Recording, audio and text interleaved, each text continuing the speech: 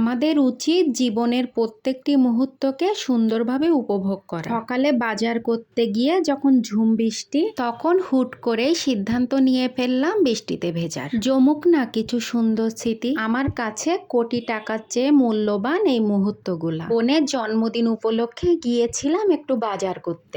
কি বাজার করলাম, বাজার করতে গিয়ে কি খেলাম এবং বাজার করতে গিয়ে কি সমস্যা হয়েছিল, হঠাৎ কেনই বা সিদ্ধান্ত নিলাম বাজার করতে গিয়ে বৃষ্টিতে ভেজা, প্রত্যেকটি বিষয় থাকবে আজকের এই ব্লগটিতে। হ্যালো সবাইকে, কেমন আছেন সবাই?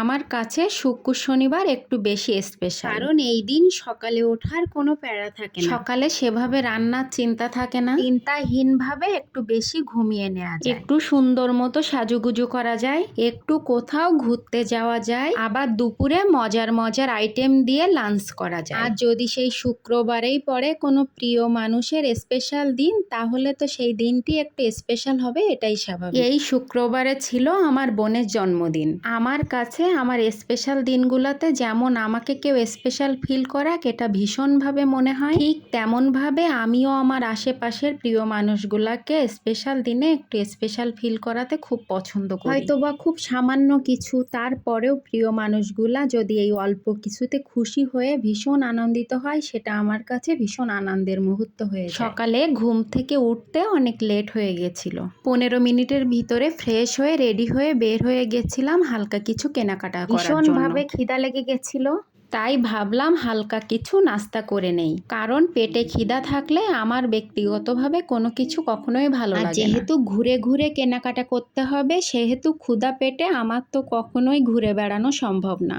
এই যে নাস্তার অর্ডার দিয়ে বসেছিলাম, ভীষণ ক্ষুধা লাগছিল এবং নাস্তা দিতে দেরি হচ্ছিল, তাই খুব বিরক্ত লাগছিল।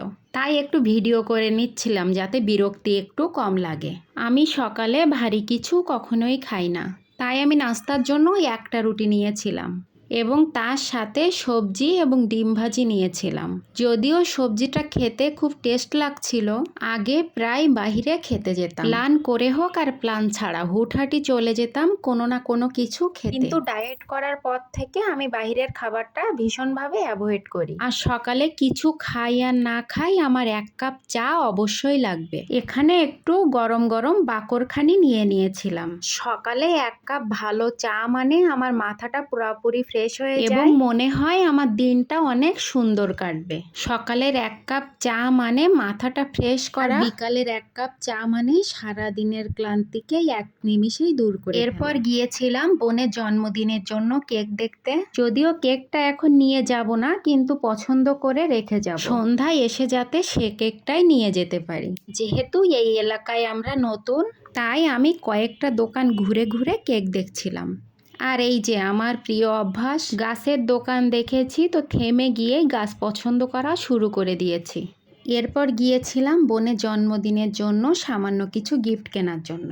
আমি আবার ভীষণ খুঁতখুঁতা, সব জিনিস আমার পছন্দ হয় না। অবশেষে একটা পছন্দ করে নিয়ে নিলাম। আমার যেহেতু হালকা কালার অনেক পছন্দ, তাই আমি কোনো কিছু কিনতে গেলেই হালকা কালার আগে পছন্দ করি। আর এই যে অন্য কিছু বাজার করতে গিয়েই চলে আসলো ঝুম বৃষ্টি। আর সাথে সাথেই বললাম যে অনেক দিন বৃষ্টিতে ভেজা হয় না, আমি এখন বৃষ্টিতে ভিজবো। প্রয়োজনীয় সব জিনিসপত্র পলি ব্যাগের মধ্যে ঢুকিয়ে চলে গেলাম বৃষ্টিতে ভেজার জন্য। আর আমার বৃষ্টিতে ভেজা ভীষণ পছন্দ। বৃষ্টি হলেই দৌড়ে ছাদে চলে যাই বৃষ্টিতে ভিজতে, কিন্তু এই বছর হাতে গোনা 2 দিন বৃষ্টিতে ভেজা হয়েছে, তাই ভাবলাম এমন সুযোগ কখনোই মিস করা উচিত না। যে কথা সেই কাজ, দৌড়ে চলে গেলাম বৃষ্টিতে ভিজতে। কিন্তু হঠাৎ করে ঝুম বৃষ্টিটা কমে আসলো, না হলে হয়তো ভিডিওগুলোও করা সম্ভব হতো না।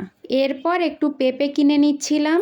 এই যে দেখুন এখনো বৃষ্টি হচ্ছে। বিকালের নাস্তা হিসেবে আমরা ফল খেতে বেশি পছন্দ করি। তারপর চলে গিয়েছিলাম মুরগি কেনার জন্য। এই যে এখানে সোনালী বা পাকিস্তানি মুরগিগুলা নিয়ে নিব। আমাদের সোনালী বা পাকিস্তানি মুরগিটাই খাওয়া হয়, ব্রয়লারটা আমাদের খাওয়া হয় না। এখানে খাসির মাংসও নিয়ে নিয়েছিলাম, ভিডিওটা দিলাম না কারণ এটা রুলসের বাইরে। এরপর আমরা মাছ বাজারে গিয়েছিলাম। আর আমরা যেহেতু সাতক্ষীরা খুলনার মানুষ, তাই আমরা গেলে আগে সাতক্ষীরা খুলনার দিকে বিখ্যাত মাছগুলাই দেখি। এখানেও তার অন্যথা ঘটেনি, এই যে ভেটকি আর ভাঙান মাছগুলাই দেখছিলাম। আর এখানে মাছ বিক্রেতা আমাদের বলছিলেন যে এটা সাতক্ষীরার মাছ, এটা খেতে খুব মজা। আপনারা কোন এলাকার মানুষ? তখন আমরা হেসে বললাম যে আমরা সাতক্ষীরার মানুষ। তখন উনি বলল যে হ্যাঁ, তাহলে তো আপনারা জানেনই এই মাছ খেতে কত মজা। তখন আমরা বললাম হ্যাঁ, যে এলাকার মানুষ এসে সেই মাছটাই আগে সবাই খোঁজে। যাই হোক, এরপরে আমরা চলে গিয়েছিলাম মুদি বাজারে। আমরা সাধারণত মাসের বাজার একবারে করে রাখি, তাই মাসের বাজার থেকে অল্প কিছু আইটেম যখন শেষ হয়ে যায় তখন সামান্য পরিমাণে সেই আইটেমটাই কেনা হয়। কারণ পরের মাসে যেহেতু আবার মাসের বাজার করব, তাই এই অল্প কয়েকদিন চললেই হবে। আর এই যে এখানে সামান্য কিছু নিয়ে নিচ্ছিলাম। আমি যেহেতু সকাল সন্ধ্যা চা খাই, তাই চায়ের সাথে বিস্কুটটা আমার লাগে। বিস্কুট শুধু আমিই খাই বাসায়, তাই এই যে সবগুলা জিনিস অল্প অল্প করে কিনে নিয়ে বিল পরিশোধ করে আমরা চলে যাচ্ছিলাম। বাহিরে কিন্তু এখনো বৃষ্টি হচ্ছে। তারপরে এই যে আমরা রিক্সা নিয়ে নিলাম। রিক্সাতে উঠে আগে রিক্সার হুডটা নামিয়ে দিলাম, যাতে ঝিরিঝিরি বৃষ্টিগুলা গায়ে লাগে।